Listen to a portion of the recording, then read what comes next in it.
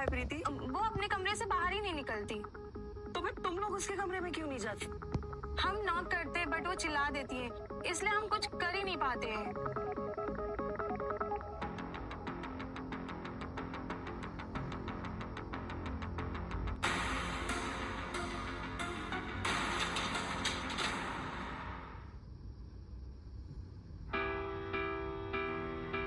बेटा, ये तुम ये क्या कर रही हो?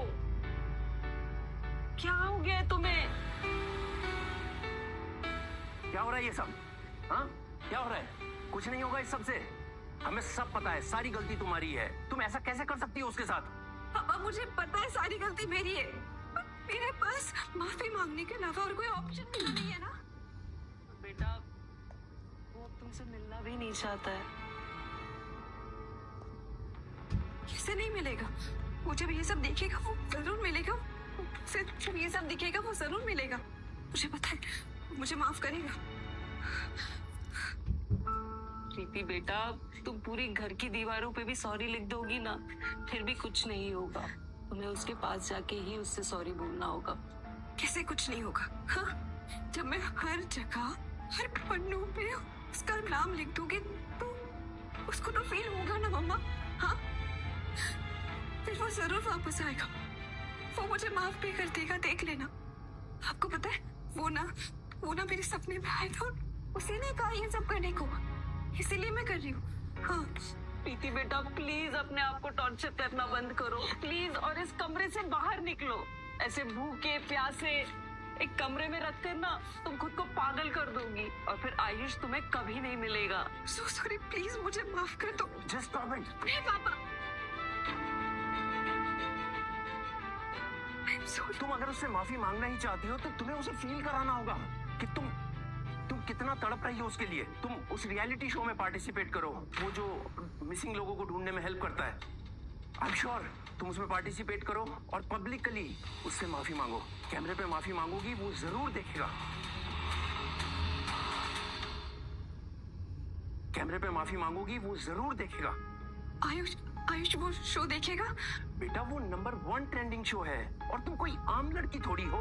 तुम कपूर डायनामिक्स की सीईओ हो। ये खबर आग की तरह फैल जाएगी। मैं उन्हें अभी कॉल करती हूँ।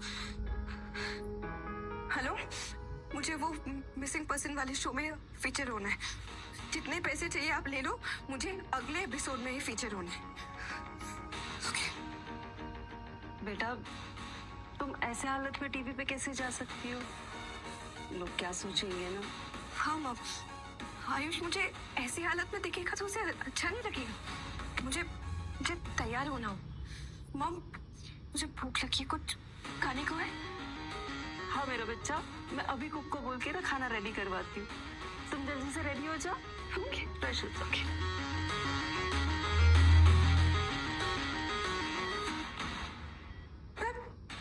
ऐसी हालत में आयुष के सामने नहीं जा सकती, और लाइव टीवी पे भी तो नहीं जा सकती हूँ ना मम्मा।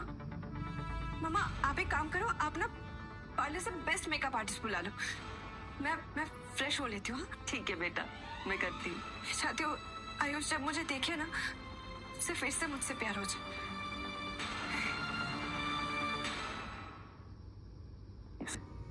अगर इसको ये एहसास हो जाता कि ये किस बर्बादी की राह पे चल रही है तो आज इसकी हालत ना होती।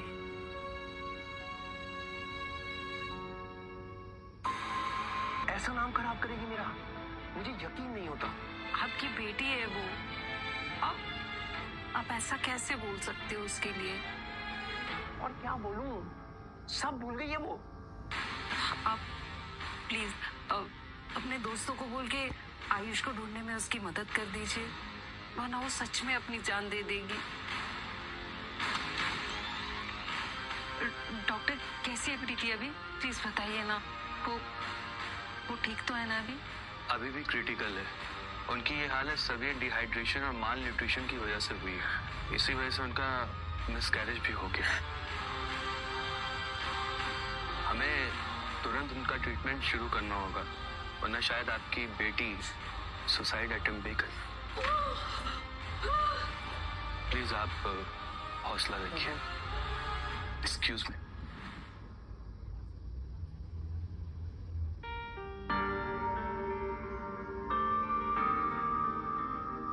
आयुष बेटा, बेटा प्रीति की हालत देख रहे हो? बेटा आपसे रिक्वेस्ट है, एक बार आकर इसको देख लो। मुझे पता है इसने गलती की है, मैं इसकी गलतियों को जस्टिफाई नहीं कर रहा हूँ, लेकिन बस आपसे एक रिक्वेस्ट कर रहा हूँ, प्लीज आकर इसको एक बार देख लो।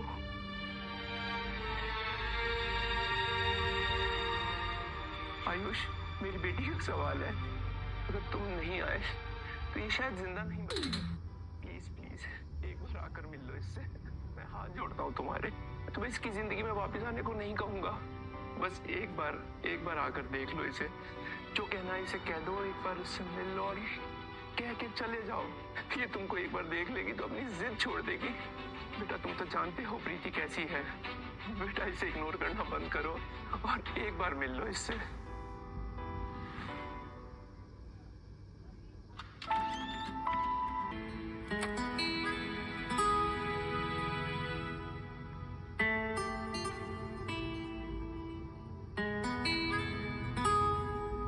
आयुष, मेरी बेटी का सवाल है, एक बार आकर मिल लो इससे। आयुष बेटा, प्रीति हमारी इकलौती बेटी है और आज से मैं तुम्हें अपना बेटा मानती हूँ। आयुष, तुम इतने सालों से प्रीति को जानते हो और अब तुम्हारी शादी भी जल्दी ही होने वाली है, तो अब से तुम कपूर फैमिली के पार्ट हो और आने वाले टाइम में कपूर डायनामिक्स के शेयर होल्डर भी। ऑल द बेस्ट बेटा। प्रीति के मॉम डैड ने मुझे हमेशा अपने बेटे की तरह माना है और आज उसकी वजह से उन्हें माफी मांगनी पड़ रही है। मैंने सोचा था कि प्रीति से कभी नहीं मिलूंगा, अंकल आंटी को भी इस हालत में नहीं छोड़ सकता, मुझे उनसे मिलना ही होगा। मैं बस आखिरी बार मिलके सब कुछ क्लियर कर दूंगा, सब खत्म कर दूंगा।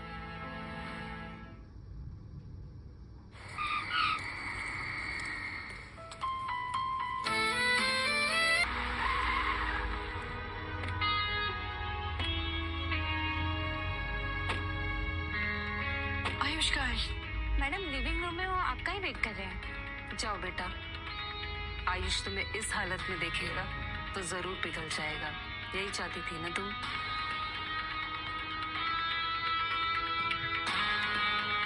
आयुष बहुत अच्छा लड़का है, बट मुझे डर है यार, वो प्रीति को कभी माफ नहीं कर पाएगा। मैं तो बस यही उम्मीद करती हूँ कि आयुष और प्रीति एक दूसरे से अच्छे से अलग हो जाए, ताकि दोनों को संभलने का मौका मिले और प्रीति इन सब से उभर जाए। सही कह रही हो। आयुष,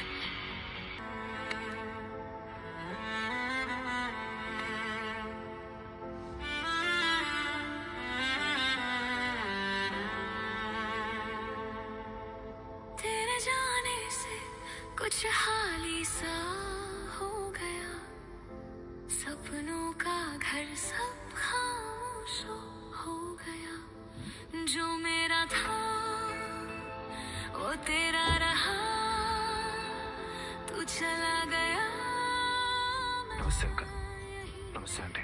आयुष बेटा, मैं जानती हूँ कि प्रीति ने तुम्हारे साथ बहुत गलत किया है और मैं तुमसे कहूंगी भी नहीं कि तुम उसे माफ कर दो, लेकिन प्लीज उसे समझा जरूर देना, नहीं तो वो तुम्हारे जाने के बाद बहुत टूट जाएगी।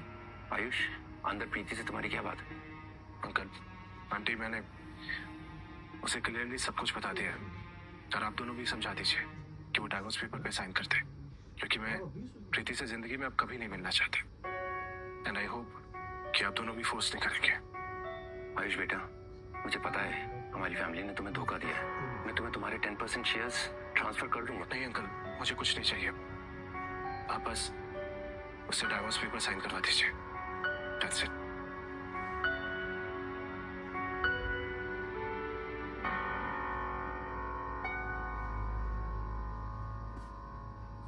तुम